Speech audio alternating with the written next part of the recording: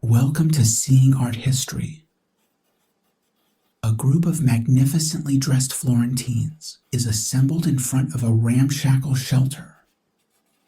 The drama of this astonishing moment is heightened by the fact that the most elegant and stately of these men is kneeling before a child. As our imagination is drawn into this scene, we are made a part of the congregation of witnesses to this extraordinary act of faith. In his Adoration of the Magi, the Renaissance artist Sandro Botticelli depicts a biblical motif, and he employs a pyramidal composition, creating an image that invites his presumed Christian viewer to follow the example of the Magi and worship the infant Christ. This video examines three facets of Botticelli's sacred art: its original liturgical context, the motif of the Adoration of the Magi as a devotional subject, and the painting's visual structure. We will discover how these three aspects of Botticelli's art are united by a spiritual purpose of inspiring and guiding the viewer towards Christ. Before we explore those points, take a moment to carefully look at this work, and please subscribe to Seeing Art History. Botticelli's extraordinary painting in the collection of the Uffizi Gallery is one of the most celebrated works of the Italian Renaissance.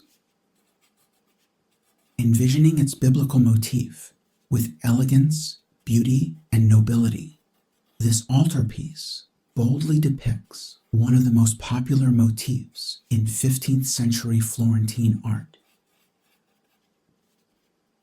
However, before this work of Italian Renaissance art was a highlight on any tour of the Uffizi, it stood as an altarpiece in the Florentine church of Santa Maria Novella. In that context, this painting was an instrument of adoration, designed to focus the devotion of its presumed Christian viewer. While this altarpiece has been removed from its liturgical space, its motif and design can still find fulfillment if we recall that this image was intended to serve as a visual catalyst for worship. If the purpose of sacred art is to inspire, orient, and focus the spiritual devotion of the viewer, the Adoration of the Magi is a fitting motif. Being among the first to recognize the majesty of Christ, these pilgrims have been models of faith for countless believers. The gospel narrative of the Magi describes their journey to Bethlehem to pay homage to the infant Christ.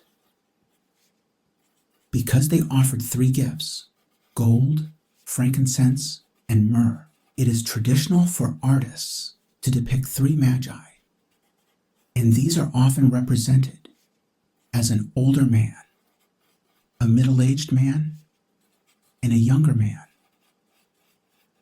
Furthermore, the extravagance of their gifts and their search for a newborn king has led to the inference that these foreign visitors were also kings.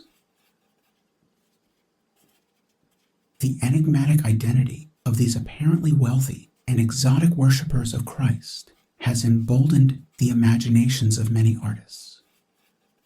This depiction of the Adoration of the Magi by Gentile da Fabriano, which is also on view at the Uffizi, envisions the arrival of the Magi. As we read this image, from left to right, the artist takes us on a procession of splendor. Botticelli's treatment of this motif departs from this processional depiction of the Magi, which was popular in Italian Renaissance art. He inventively organizes the group who have gathered around Christ into a pyramidal design. As Botticelli's composition rises, recedes, and narrows, he focuses us on a moment of adoration. Fitting for its intended liturgical context, the eldest Magi was a spiritual example for the Florentine worshipper in the church of Santa Maria Novella. Even as it now hangs in the museum gallery, Botticelli's magnificent work of sacred art unites a biblical motif with a focusing composition to present the Magi as role models of devotion